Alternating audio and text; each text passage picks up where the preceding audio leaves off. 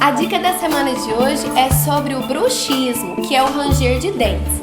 O ranger de dentes pode ser na criança, no adulto, e é muito importante a gente saber qual é a causa do bruxismo. 70% está relacionado ao aspecto emocional ou ansiedade, mas pode ser também às vezes quando a criança está gripada e respirando pela boca e range os dentes de uma frequência maior.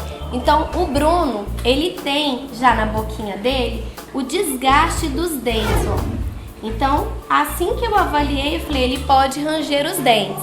Ele tem uma mordidinha que era cruzada do lado de cá. Então o ranger dos dentes a gente pode tratar tanto com a pista, que é essa resina que a gente coloca aqui para recuperar a mordida dele que estava torta, ou para recuperar o que ele desgastou dos dentes.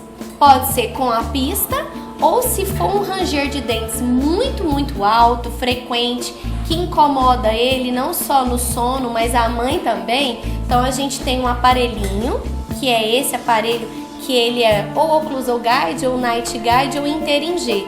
É um aparelho maravilhoso que a criança dorme com ele, ou na hora do videogame, do tablet, que a criança fica mais ansiosa ali travando os dentes, então a gente coloca o aparelhinho.